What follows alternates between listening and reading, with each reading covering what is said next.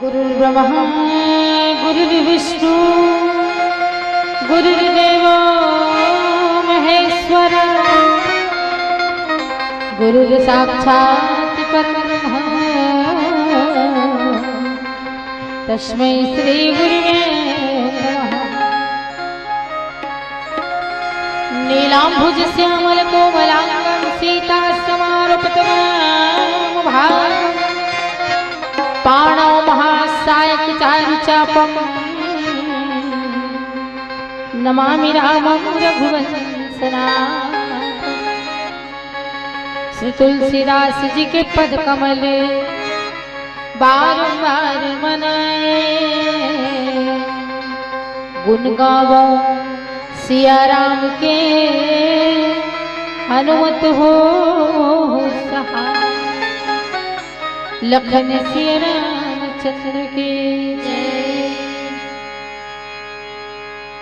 बोड़ा ग्राम के इस मानस महायज्ञ में तन मन और धन की आहुति देकर सफल बनाने वाले सभी आदरणीय जनों के हृदय में विराजित भगवान श्री राम जी और भगवती सीता जी के युगल चरणों में एक बार पुनः मंडली समेत सादर प्रणाम। चलिए हम आपको ले चलते हैं रण क्षेत्र में, जहां पर युद्ध जोर शोर से आज एक परिणाम में आने वाला है। और जब लंका कांड बोल देने से युद्ध का कांड माना जाता है, और युद्ध का कांड बोलने से एक खबर आप तक पहुंचानी थी मुझे। खबर ये थी कि जब मैं बोर्डा आ रही थी तो रास्ते में किसी ने पूछा कि बहन जी आप बोर्डा जा रही? बोले हाँ जा रही। तो कह देना उन लोगों से कि राम और रावण का युद्ध शुरू हो गया है, और जो जो राम की सेना में भर्ती होना चाहते हैं उन लोग से पूछ के नाम लिख के लाइएगा। बोले तो आप उपस्थित समस्त जन समुदाय से प्रश्न है, आप में से कौन कौन राम की सेना में भर्ती होना चाह रहे हैं, राम रावण के युद्ध में भागीदारी निभाना चाह रहे हैं? हाथ खड़े करेंगे भला। 1 2 3 इधर से सब रावण दल वाले हैं क्या जी? हाँ जी। सबसे पहली बात तो आप बहुत दूर है वो, आप लोग पास आ जाइए, क्योंकि दूर होने से ना हमारी आंखें चार नहीं होती, आई कांटेक्ट नहीं होता, और इसीलिए आपको मेरी बातें समझ में नहीं आती।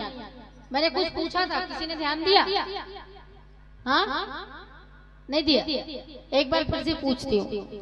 राम रावण की सेना में सैनिकों की कमी पड़ रही है, तो आप में से कितने लोग राम दल में शामिल होना चाह रहे हैं? हाथ खड़े करेंगे। फिर भी गिनती की संख्या कमी है, मुझे लगता है रावण दल वाले ज्यादा है ना? कोई नहीं, देख ली बहन जी, देख ली, आपको भी देख ली मैंने।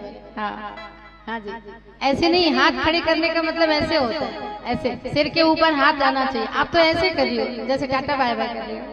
कोई नहीं, तब भी आपको भर्ती दे दी जाएगी। वैसे आप लोगों ने देखा होगा हमारी मंडली के किसी ने भी नहीं उठाया था हाथ, इसका मतलब हम खुद ही रावण दल वाले। और रावण दल वाले होने का सबसे बड़ा फायदा, जो राम दल वाले हैं वो तो तरेंगे, कोई दो मत की बात नहीं है, लेकिन आपसे पहले हम तरेंगे इसका दावा करते हैं। कैसे? अरे भगवान आएंगे, आने के बाद हम पापियों पर बाण चलाएंगे तो हमारा पहले कल्याण होगा आपसे। इसलिए जो रावण के सैनिक है वो मेरे पीछे आ जाए, क्योंकि सबका नेतृत्व मैं करूंगी। तो चलिए रण क्षेत्र में चलते हैं, जहाँ पर मेघनाद लंकेश रावण का बड़ा बेटा है, और लक्ष्मण जी जो हमारे भगवान श्री राम जी के छोटे भाई हैं, दोनों का घमासान युद्ध हुआ। और इस युद्ध में एक शक्ति जिसका नाम है वीर घातनी शक्ति, उस वीर घातनी शक्ति से लक्ष्मण जी पर प्रहार हुआ, और लक्ष्मण जी पर जैसे ही प्रहार हुआ वैसे ही लक्ष्मण जी महाराज मूर्छित हो गए हैं। और लक्ष्मण जी महाराज को मूर्छा में देखकर मेघनाद ने बल बांधा, चलो इसे उठा के पिताजी के पास बतौर उपहार ले चलूं। और क्या किया उसने, तो गोस्वामी जी लिखते हैं, मेघनाद समकोटि सत जो धार है उठाई, जगदाधार शेष में उठे चले सियारे, लखन सिया रामचंद्र की जय। मेघनाद और मेघनाद के समान 100 करोड़ अर्थात अगिनत योद्धा लक्ष्मण जी को उठाने का प्रयास कर रहे हैं, परंतु जगत के आधार शेष जी लक्ष्मण जी उनसे उठते कैसे, इसीलिए वो ले जाकर चले गए। ये तो रहा शाब्दिक अर्थ जो इस दोहा के नीचे लिखा है। पूज्यपाद गोस्वामी तुलसीदास जी महाराज की वो 2 पंक्तियां जिसमें वो कहते हैं, हरि अनंत हरि कथा अनंता, कहीं सुनई बहुविधि सब संता, और जागी रही भावना जैसी, प्रभु मूरत देखे दिन तैसी। इन्हीं को आधार मानकर मिले प्रसंगों पर चर्चा करने का प्रयास कर रही हूँ। मेघनाद। आइए सर्वप्रथम हम इस प्रथम शब्द का विश्लेषण कर लेते हैं। कौन है ये मेघनाद? अगर उनके परिवारजनों से परिचय दिया जाए तो लंका के अधिपति लंकेश रावण का बड़ा बेटा अर्थात युवराज है मेघनाद। रावण और मंदोदरी का प्रथम पुत्र है मेघनाद, और सुलोचना का पति है मेघनाद। लेकिन इनके अलावा हर व्यक्ति का एक अलग परिचय होता है, खुद का, जो उसने खुद किया होता है, उसके आधार पर लोग उसको पहचानते हैं। तो मेघनाद कौन है? तो मेघनाद है इंद्रजीत। इंद्र को जो जीत सकता है उसे इंद्रजीत कहते हैं। आप लोगों ने सामान्य हाथी तो देखा ही होगा जो हमारे गलियों में गांव में आज से कुछ साल पहले आया करते थे, अब तो महावत लोग लाते भी नहीं है। तो सामान्य 10,000 हाथियों का बल होता है एक गजराज में। अब गजराज किसे कहते हैं? तो जो युद्ध के मैदान में सबसे प्रथम में रहता है, जिसके ऊपर राजा या महाराजा सवारी करते हैं या सेनापति सवारी करते हैं, उसे गजराज कहते हैं। तो 10,000 हाथियों का बल होता है एक गजराज में, 10,000 गजराज का बल होता है एक एरावत में। एरावत हाथी उसे कहते हैं जो समुद्र मंथन के दौरान निकला हुआ था, जिसको इंद्र को दे दिया गया था सवारी के लिए।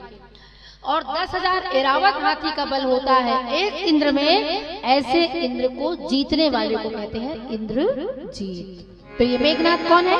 इंद्रजीत। अब मेघनाद ने क्या किया? लक्ष्मण जी को शक्ति मारी, और जैसे ही शक्ति लगी ना तो लक्ष्मण जी महाराज मूर्छित हो गए। और मूर्छित हो गए तो मेघनाद ने सोचा मेरे पास तो मेरी भुजाओं में इतना बल है तो मैं इसको उठा लूं और उठाकर पिताजी के सम्मुख ले जाऊं और पिताजी से ये कहूं कि मैंने आपके लिए उपहार लाया हुआ है। मनुष्य जो होता है ना, उसकी कमजोरी को अगर आप अपनी हथेली पर पकड़ लो, उसके बाद आप उससे जो चाहे वो काम करवा सकते हो। तो उसने सोचा कि पहली कमजोरी राम की थी, सीता, जिसे मेरे पिताजी हर कर ले आए हैं, और दूसरी कमजोरी है उसका छोटा भाई लक्ष्मण, जो अभी मूर्छित अवस्था में है। तो इसे भी ले जाकर पिताजी के चरणों में डाल दूं, और उसके बाद पिताजी इसको देखकर खुश हो जाएंगे और फिर राम हमारी मुट्ठी में हो जाएगा। ऐसा सोचने लगे। इंद्र को जीतने वाले इंद्रजीत ने उठाने का प्रयास किया, लक्ष्मण जी टस से मस नहीं हुए। मेघनाद समकोटि सत, अब बड़े बड़े राजा हैं, उनके बड़े बड़े योद्धा हैं उनकी सेना में, नारायणतक, अकंपन आदि आदि बड़े बड़े योद्धा, उन सब ने भी मिलकर उठाने का प्रयास किया।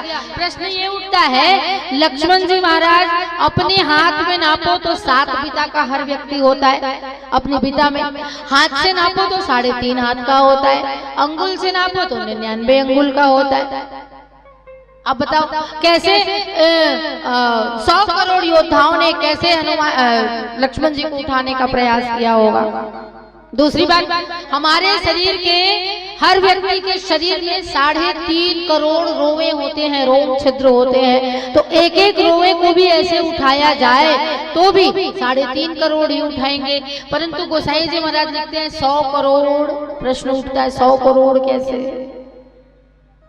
तो आपका ध्यान केंद्रित करूं उस प्रसंग की ओर, बालकांड के, जहां धनुष यज्ञ की रचना हुई थी जनकपुर में। और जनकपुर में जब धनुष यज्ञ की रचना हुई तो 10,000 राजाओं को निमंत्रण मिला था। एक एक राजा से नहीं उठा, तो 10,000 राजाओं ने मिलकर धनुष को उठाने का प्रयास किया। बताओ एक एक हाथ ही ऐसे लगाएंगे तो धनुष कितना बड़ा रहा होगा कि एक एक हाथ लगाने से भी 10,000 राजाओं के 10,000 हाथ, और दोनों हाथ लगाए होंगे 20,000 हाथ पूरा पूर गया होगा। ये समय और परिस्थिति के आधार पर छोटा और बड़ा होता था वो धनुष, ऐसा था। इसलिए दूसरी बात, वो अहंकार का धनुष था और अहंकार से व्यक्ति उठ के जाता था, अपनी भुजाओं को दिखाता था, मेरे पास इतना बल है, मैं इस धनुष को उठा सकता हूँ। ठीक वैसे ही मेघनाथ ने भी सोचा कि मेरे पास इतना अटूट बल है तो मैं इस लक्ष्मण जी को उठा सकता हूँ, उससे ना उठे। तो और जो लोग थे उसने भी कहा हमारे पास भी बल है, चलो भैया मिलकर उठाते हैं। सबने उठाने का प्रयास किया लेकिन नहीं उठे। लक्ष्मण जी कौन है? बोले जगदाधार, मतलब जगत के आधार। अब जगदाधार कहने से भी समझ में नहीं आती तो उसको कैसे समझेंगे? तो हम बालकांड की वो पंक्तियां उठाते हैं जहां पर ये लिखा हुआ है कि शेष सहस्त्र शीस जग कारण, सो अवतरियु भूमि भेटारण। लक्ष्मण जी कौन है? शेष है, सहस्त्रों शीस वाले शेष, जिसने पृथ्वी को अपने सर पे धारण किया है। शेष सहस्त्र शीस जग कारण, सो अवतरियु भूमि भेटारण। वो भूमि का भय हरण करने के लिए आए हैं। अब उसको कोई उठाए तो कैसे उठाएगा? शेष, पढ़ने वाली बेटियां बैठी हैं, पढ़ने वाले बच्चे बैठे हैं, जरा ध्यान देंगे। शेष गणित की भाषा में किसे कहते हैं? उस अंक को जिसको ना तो आप गुना कर सकते हो, ना भाग दे सकते हो, ना वो किसी से कटती है, ना छूटती है, अचानक जो जिसका कोई ना भाग दे होता है, ना गुणनफल निकलता है, उसे शेष कहते हैं। कहते हैं कि नहीं? शेष उसी कहते हैं ना। तो लक्ष्मण जी कौन है? वही शेष है, जिसको ना काटा जा सकता है, ना भाग दिया जा सकता है, ना गुना किया जा सकता है। अब उसको उठाने का प्रयास करें तो कैसे उठेगा भैया वो? दूसरी बात, कुर्सी को अलग से ऐसे उठा के आप सिर पे रख सकते हो, लेकिन मैं कुर्सी पे बैठूं और उसके बाद अपने आप को कुर्सी समेत उठाकर ऐसे सिर पे धारण कर लूं, कहूं तो कर सकती हूँ क्या? आप कर सकते हो क्या? नहीं। लक्ष्मण जी कौन है? जगत के आधार, मतलब जिसने धरती को धारण किया है शेष अपने सर पर, वो है। और धरती पे रहने वाले लोग इनको उठाने की कोशिश करेंगे तो कैसे उठेंगे भला? जगदाधार शेष किमी उठे चले खिसिया। जब नहीं उठा तो उनको लज्जा आई, जो अपनी भुजाओं का बल दिखाते थे, हमारे पास इतनी बल है, इतना बल है, फलाना है, ठिकाना, वो सब लजा के चले गए और कहते हैं खिसियानी बिल्ली खंबा नोचे, यानी एक दूसरे पर लांछन लगाना। तू तो बड़ा बलवान बनता था, तुझसे भी नहीं उठा। बोले तू भी तो बलवान बनता था, तुझसे भी तो नहीं उठा। बोले सब बलवान बनते थे पर किसी से नहीं उठा, क्योंकि लक्ष्मण जी महाराज शेष है, शेष। ये तो शाब्दिक अर्थ। चंचल फिर से थोड़ी गहराई में उतर कर हो, इससे पहले एक भजन करते हैं। बोलिए लखन सिया रामचंद्र के।